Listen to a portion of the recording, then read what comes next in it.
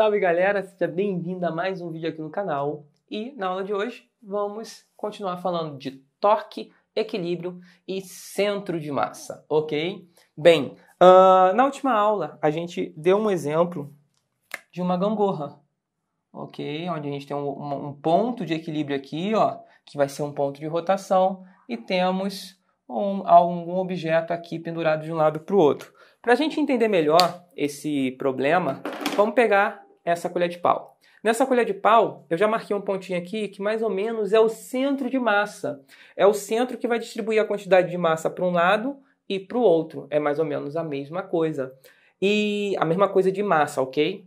E aí, no caso, quando eu estou com o meu dedo posicionado exatamente no centro de massa, eu vou estar fazendo um equilíbrio.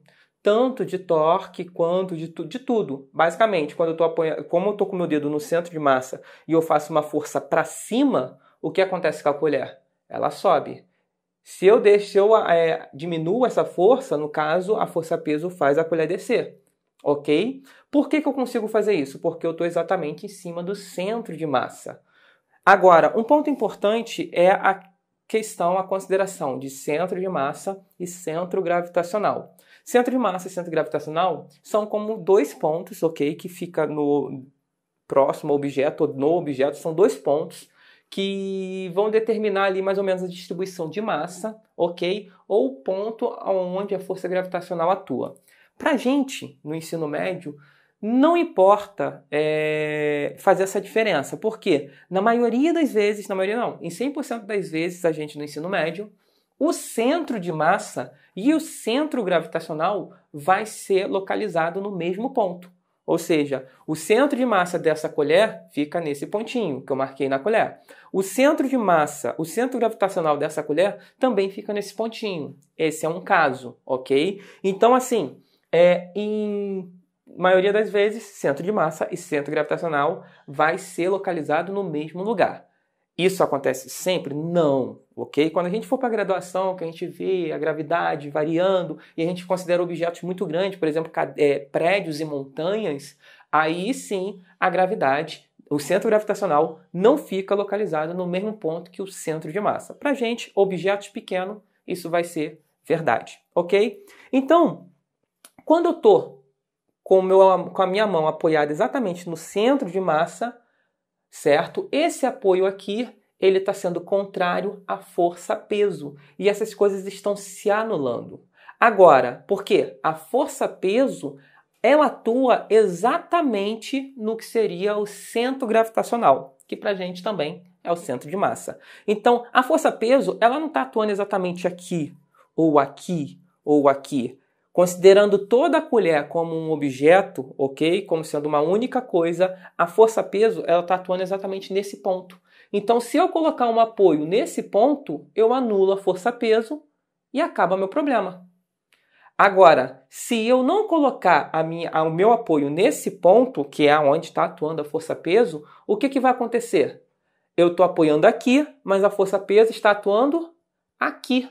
E aí ela vai fazer uma rotação. E aí que entra a ideia do equilíbrio. Para eu ter um equilíbrio, eu tenho que estar garantindo que todas as forças estejam se anulando, para eu ter um equilíbrio mecânico na translação. Como assim?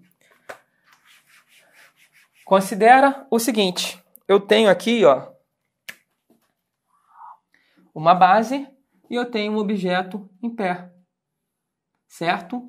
Onde está o centro de massa desse objeto? Se o objeto for todo homogêneo, todo por igual e tal, vai estar no meio.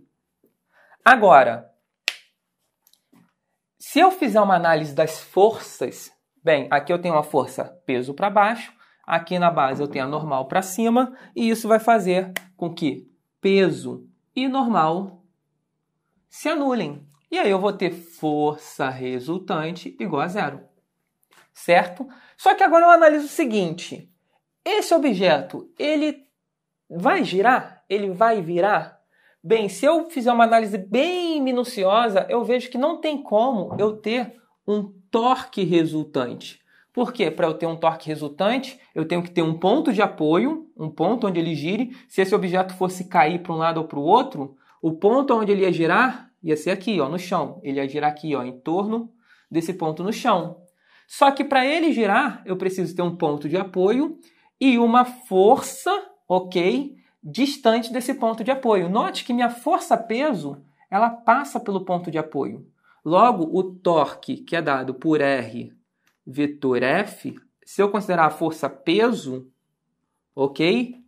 Como a minha força-peso passa exatamente em cima do ponto de apoio, isso significa que o R é zero. Se eu tenho um ponto de apoio aqui, o R ele só não é zero se a força passasse aqui do lado, ó, que aí ia ter um R. Mas se a força passa em cima do ponto de apoio, o R é zero. Logo, eu não tenho torque. Esse peso aqui, ele não realiza um torque, certo? Assim como a normal também, que passa em cima do ponto de apoio. Então, torque resultante, ele é zero, tá bom? Isso vai caracterizar um equilíbrio na translação, onde a força resultante é zero, e na rotação, onde o torque resultante é zero. Basta isso? Não, porque força resultante igual a zero quer dizer que a velocidade é constante, ok? Não que o objeto está parado, certo? Lembrando que força tem a ver com aceleração. Força resultante igual a zero quer dizer que a velocidade é constante. Então tem que ter força resultante igual a zero e velocidade igual a zero. Aí sim. E torque resultante igual a zero e velocidade angular igual a zero. Porque ter um torque resultante igual a zero é igual a força. Não quer dizer que o objeto não vai ter rotação. E sim que a rotação dele vai permanecer constante. Se não tiver nenhuma rotação, então ele não vai se mover. Ok? Agora, eu posso ter um objeto já com uma rotação, com uma velocidade de rotação constante, e aí eu chegar à conclusão que eu tenho um torque igual a zero, justamente porque essa velocidade de rotação continua constante. Tá bom? Esse é um ponto importante. Agora vamos ao ponto mais importante dessa aula, que é o seguinte. Por que que um objeto cai? O equilíbrio e esse lance do centro de massa. Por exemplo, eu estou em pé aqui agora. Por que quando eu inclino meu corpo para frente, eu caio? Por que que isso acontece? Acontece devido a isso aqui, ó. Considera agora essa situação. Eu tenho um apoio e eu tenho um objeto com uma certa inclinação aqui assim, ó. Fiz errado aqui, mas tá bom. Eu tenho esse objeto, certo? E agora, olha só, eu tenho um ponto de apoio marcado aqui no chão. Ou seja, esse objeto ele pode girar em torno desse ponto de apoio, mas olha só que curioso. A minha força-peso, ela atua no centro de massa. No caso, no centro gravitacional. Especificamente, na verdade, é no centro gravitacional. Só que, como eu disse, o centro gravitacional, para objetos pequenos, coincide com o centro de massa. Tá bom? Então, a força-peso, onde é que está o centro de massa desse objeto? Está aqui, ó. E a força-peso é uma força que aponta sempre para baixo. Então, ela está aqui assim, ó. Note que agora, em relação ao meu ponto de apoio, existe uma distância. Está aqui, ó. Existe essa distância. É diferente da situação antiga.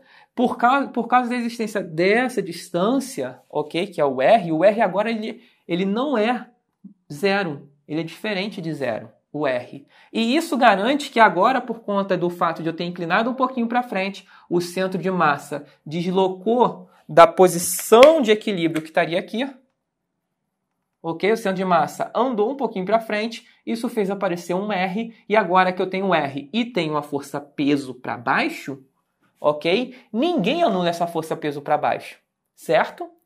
Até porque agora ela não vai fazer o objeto necessariamente cair, ela vai fazer o objeto cair com uma rotação. E eu vou ter aqui, ó, torque, certo? O torque ele vai ser dado por R vetor F. Só que quem é a força que vai realizar esse torque? Nesse caso aqui é a força-peso. Então eu vou colocar aqui, ó, peso. Isso faz, quando eu tiro o centro de massa da linha do equilíbrio, você joga ele um pouco para frente, a força-peso aparece agora fazendo um torque. E é por isso que os objetos caem. E aí entra a ideia de eu colocar um tripé. Por quê? Se eu coloco um tripé, se eu coloco um apoio aqui, por exemplo, vamos colocar que tem uma parede aqui agora, certo? Vou colocar uma parede aqui assim, ó.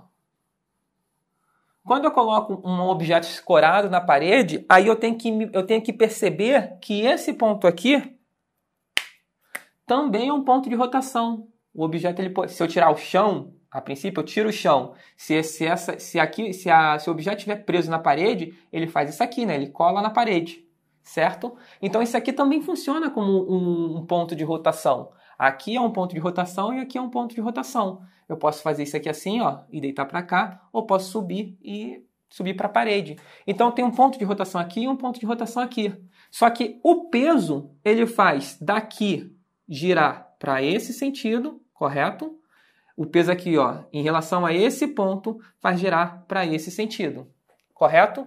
Agora, em relação a esse ponto que está do outro lado, é só a gente pensar, ó, eu tenho um ponto de equilíbrio. Uma força do lado de cá, considere esse objeto, uma força do lado de cá faz o objeto girar para esse sentido, correto? Agora, uma força do outro lado do ponto faz o objeto girar no outro sentido. O que acontece é que agora eu tenho essa força. Aqui tem um ponto e tem uma força direita. Aqui eu tenho um ponto e tem a mesma força esquerda. Isso faz com que esse objeto tente girar para lá, ao mesmo tempo que tente girar para cá, em sentido contrário. E isso faz um anular o outro. E por isso que esse objeto para a rotação quando encosta na parede.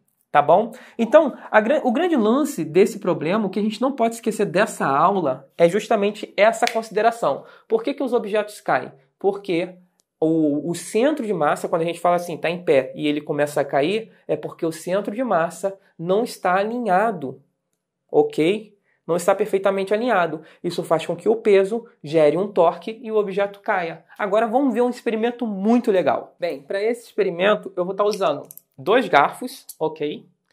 A princípio seria bom que eles fossem bem idênticos, ok? Bem parecidos, da mesma marca, mesmo tamanho, tá? Mas funciona com 2 garfos diferentes, isso é só detalhe. Aí eu vou pensar o seguinte, olha só. Se eu fizer uma análise, certo? O centro de massa desse garfo tá aqui, ó, tá bem no meio. No meio dele, vamos supor que esteja bem no meio dele, tá? Eu consigo achar um ponto de equilíbrio aqui, certo?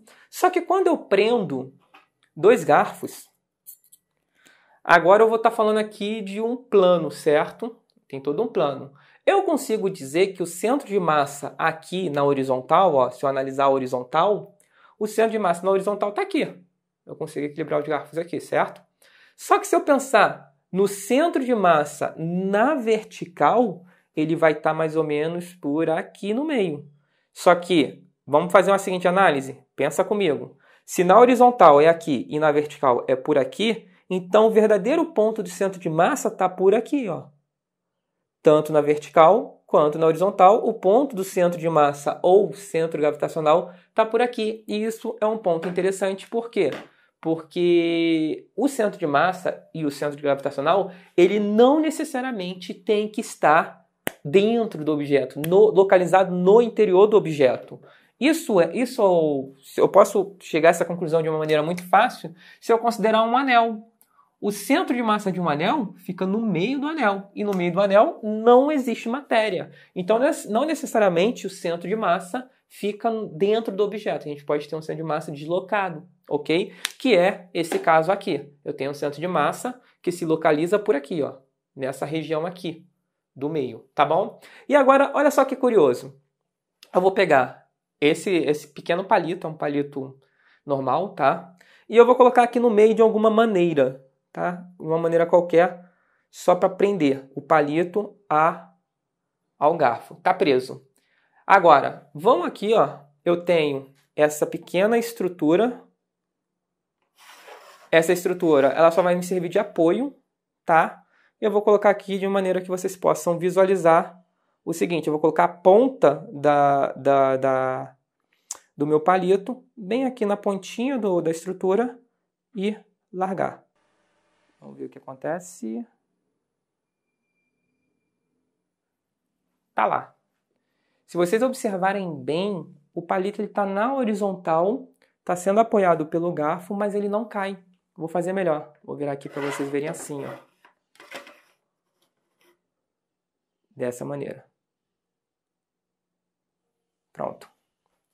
O que está acontecendo aí? Da maneira que foi colocado o garfo e tudo mais, o palito ele está se estendendo mais ou menos na direção do centro de massa. E aí o que acontece é que esse apoio ele está justamente fazendo uma normal na direção do centro de massa. E aí se ele faz uma normal na direção do centro de massa, ele anula a força-peso desses dois garfos que na verdade atua nessa direção do centro de massa. A força-peso ela atua na direção do centro de massa. Então é muito simples eu chegar à seguinte conclusão.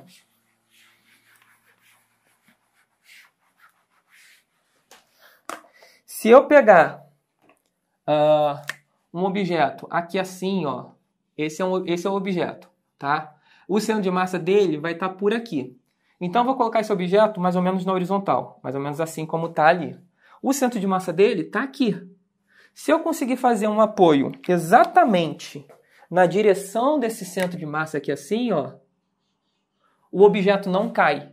E aí é exatamente essa função do palito. O palito está buscando um segmento aqui para eu conseguir fazer um apoio na direção do centro de massa. Tá bom?